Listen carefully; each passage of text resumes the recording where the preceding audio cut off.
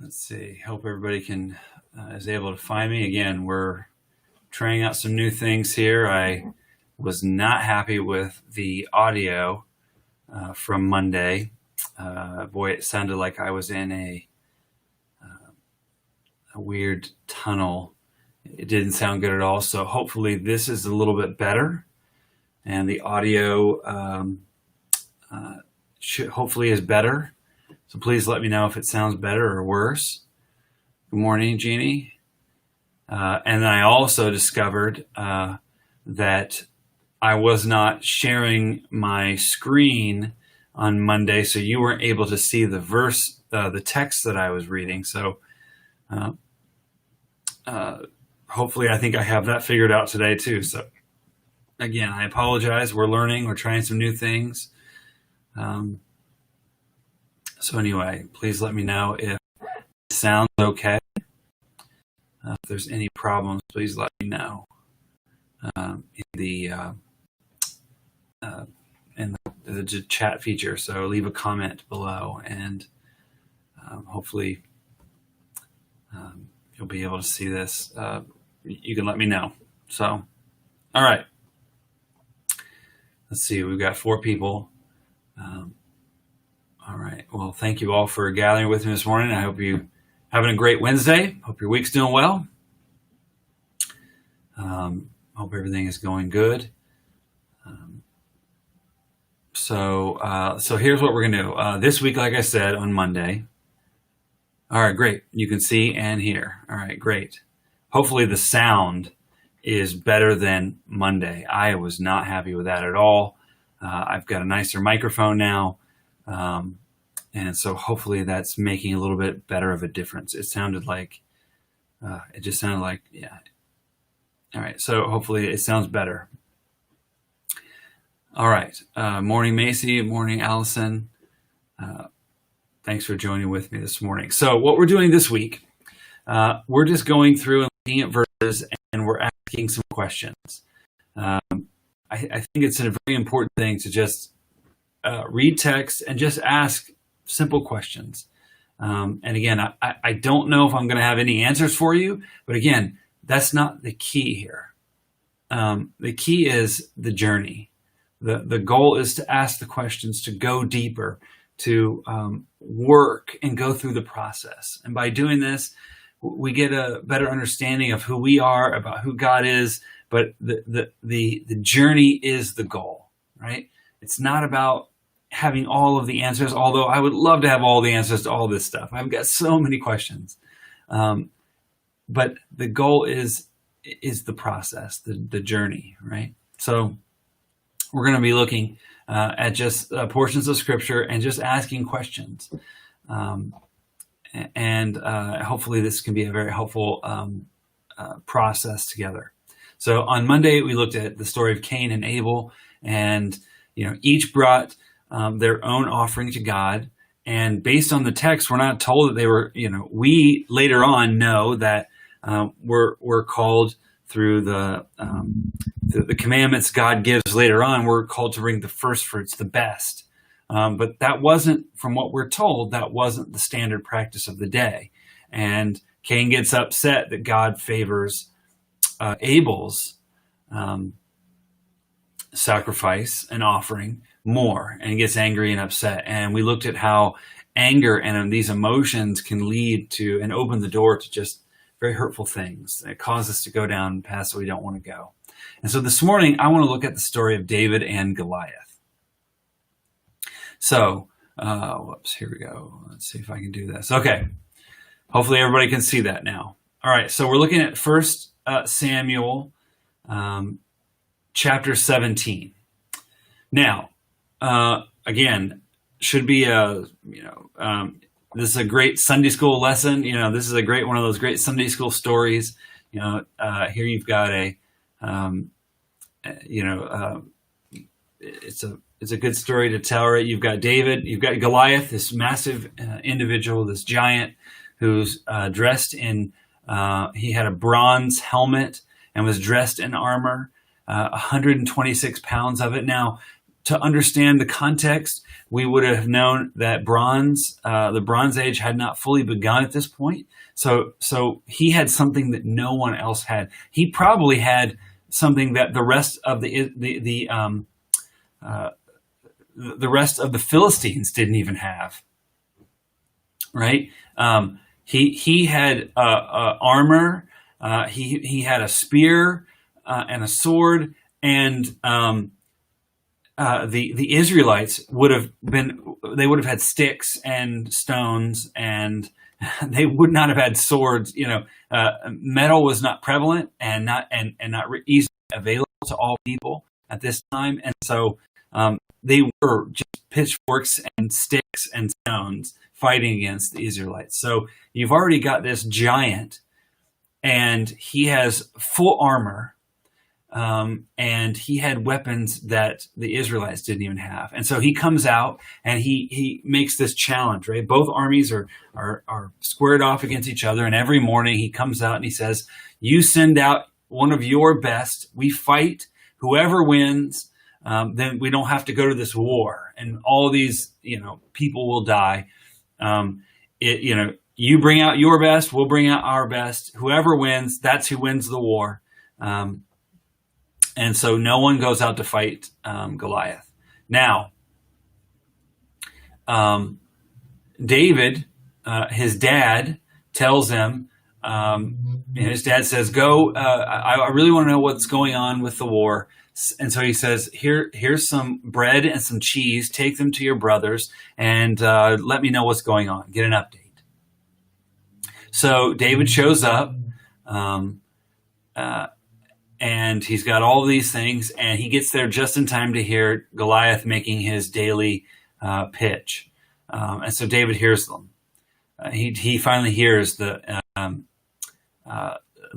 challenge, the daily challenge, right? And so here in verse 24, the Israelites to a man fell back the moment they saw the giant, totally frightened. To talk among the troops was, have you heard anything like this? This man openly and defiantly challenges Israel.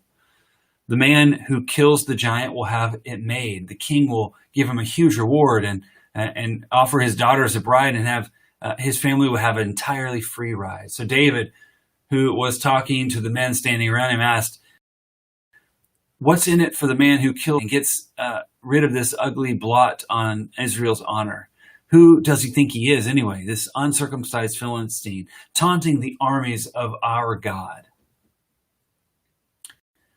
They told him what everyone was saying about the king, what the king would do for the man who was able to kill the Philistine. And so, David, he's getting upset. He's asking questions. He's like, why isn't anyone doing this? Why isn't anyone standing up? This individual, he's standing up against God. And David doesn't understand why someone doesn't fight him. And so he said, he's asking questions. His brother's getting upset with him. Go home, tend to the sheep, leave this business of fighting to the older individuals. So the things David was saying, it got reported to Saul. So David's going around, he's asking, why won't anybody fight this guy? Why aren't you standing up defending our honor? And so Saul, who is the king, he gets word of this. And let's see. Saul hears reports of him. So and Saul wants to talk to David. Master, David said David, don't give up hope. I'm ready to go and fight this Philistine. Saul answered David, you can't go and fight this Philistine. You're too young and inexperienced, and he's been fighting in this fighting business since before you were born. David said, I've been a shepherd tending sheep for my father. Whenever a lion or bear came to try to take a lamb from the flock, I'd go after it, knock it down, and rescue the lamb. If it turned on me, I would grab it by the throat, wring its neck, and kill it. Lion or bear, it made no difference. I killed it. And I'll do the same with this Philistine pig who is taunting the troops of our God. The God who delivered me from the teeth of a lion and the claws of a bear will deliver me from this Philistine. Saul said, go, and God help you. Then Saul outfitted David as a soldier in armor. Now, Saul would have probably been like I said, metal, bronze, steel. It would not have been readily available. Saul was probably the only individual who had it, right? So Saul is the king. So Saul says, okay, you young boy, who he has a very small, he knows David. They know each other just barely. But David is not tested. Saul doesn't know if he actually did kill a lion or a bear, as David said. So Saul just says, all right, go, fight on behalf of all of us. And if you lose, we become the slaves of the Philistines. The war is over. We've lost if you lose. So Saul says, all right, yeah, go, fight. Nobody else, no one who has been doing this longer or is more skilled in battle, more proven, more trusted, wants to do this. So you go do it. Here, I'm going to give you my armor. Of course, it doesn't fit. And so then David goes out and he grabs the 5 stones, right? We know all about that. But here's the thing. I was recently, let me see here. I was recently reading a sermon by someone, and they were talking about the faith of David as he goes out. And that's absolutely true, right? David, he has this faith and he has this confidence and boldness and trust in God to go out and face this giant who is far bigger than him. That's absolutely true. But this individual was writing as if he was doing, what he was doing was far bigger than what Saul was doing. And Saul had no faith at whatsoever. And so David did what he was called to do because Saul wouldn't. And I was just thinking about that. And again, this is something I've been thinking about for years. I've never heard anyone talk about Saul. Now, we always talk about Saul in the sense of what he later becomes. We all have to remember, Israel didn't have a king. God was their king. And so Israel wanted to, and this was earlier in the text, Israel wanted a king. They wanted to be like everybody else. And then God, through the prophet Samuel, they would say, this is what you want. Let God be your king. See, when you have a king, the king demands a throne, land to own, riches and wealth, a castle, some type of a facility, a castle to live in, and it's going to cost you. You're going to have to go into battle. You're going to have to do these things. And he said, and God is saying, listen, just let me be your king. And they said, no, we love you. You are our God, but we want a king like everybody else. And so God says, all right, I warned you, but I will find you a king. And so Samuel goes out and finds Saul. Now Samuel didn't find Saul. Samuel is led by God, and God points out Saul, and God anoints Saul through Samuel. So this is God's chosen leader for Israel, right? This is not just some random guy. So Saul is chosen by God, and in the beginning, Saul is led by God. But like all of us, we have the opportunity, especially with power, and the more power we have, power corrupts, and absolute power corrupts absolutely. And this is what happens.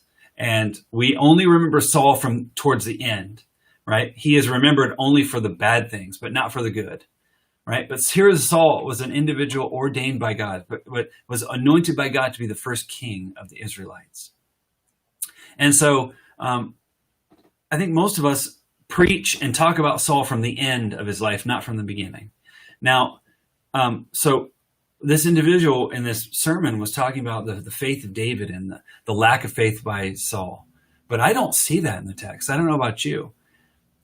What I see is somebody in Saul who has unbelievable faith. Here, he is the leader. He is accountable for all the people of Israel. And if David loses this battle, he had given Israel over to the Philistines, and they would have been the slaves and would have been ruled. Their lands would have been taken over by the Philistines. And so here is Saul, who has unbelievable faith to put the fate of the entire Israelite people into the hands of this young boy. So this is huge.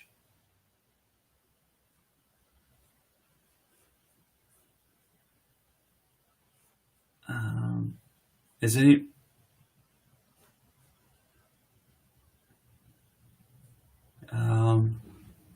is anybody seeing me?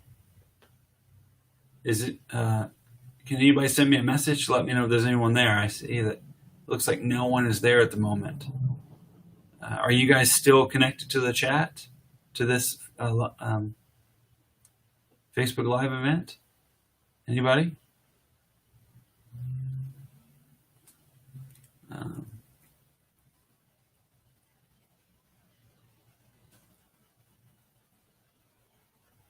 Okay. Great. All right. Well, for some reason it's showing there's nobody there. So, all right. Sorry. Great.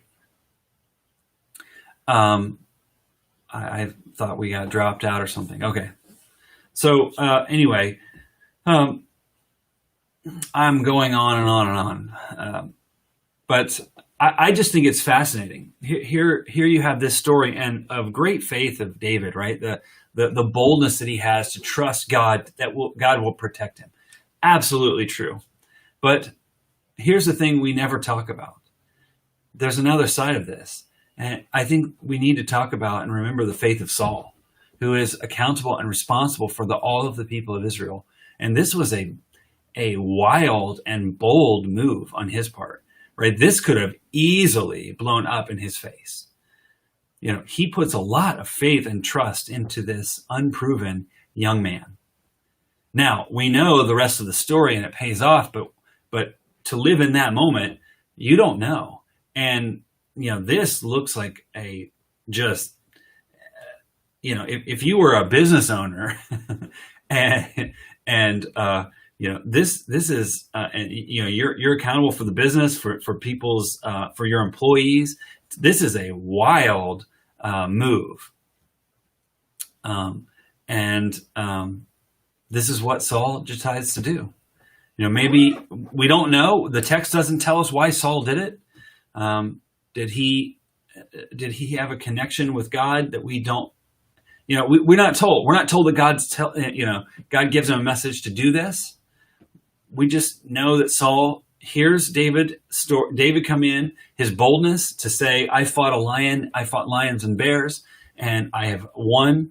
And Saul just says, okay, go and represent us. And he says, I'm going to give you my armor. It doesn't fit.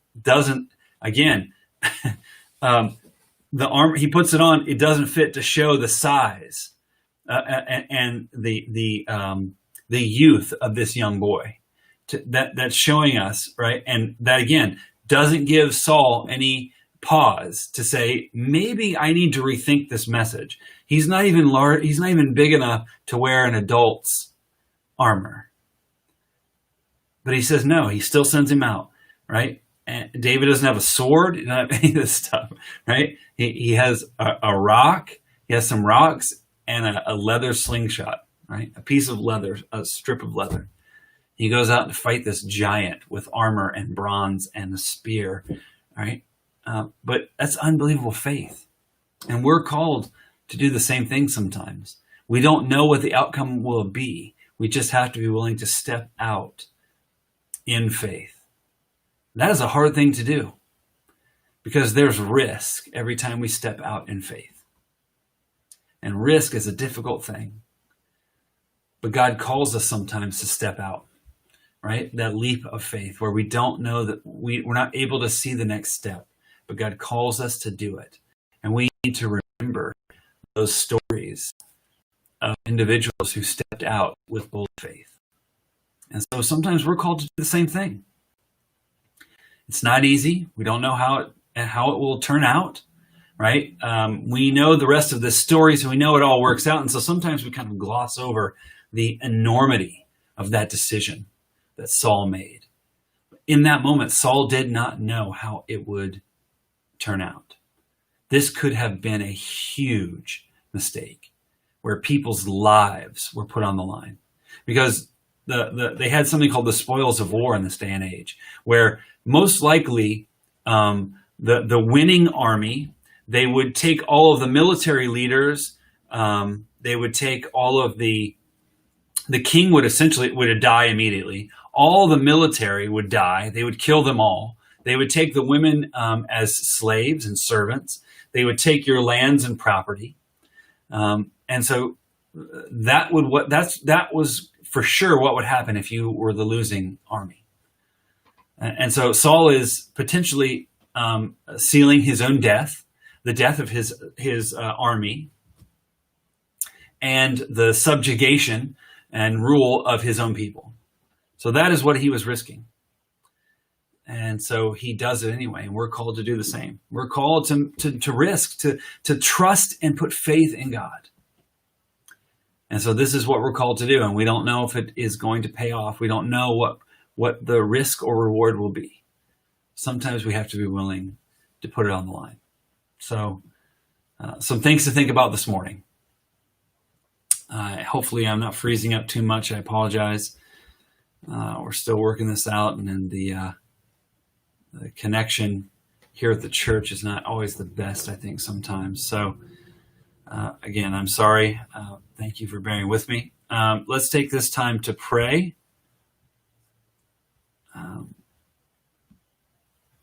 Let me know if you have any prayer requests this morning. But if not,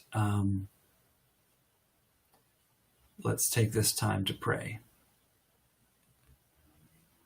Holy God, we thank you for all that you've done in our lives. We thank you for the blessings, your constant support of us. We are so thankful for the fact that you've never left us or forsaken us. And for that, we truly thank you. We thank you for the gift of a new day. We thank you for the ability to go out and to be your sons and daughters, your children in the world. We thank you for your love and support. We thank you for your ongoing grace and forgiveness for when we fall short, when we miss the mark, when we sin against you, God. We thank you for all of this.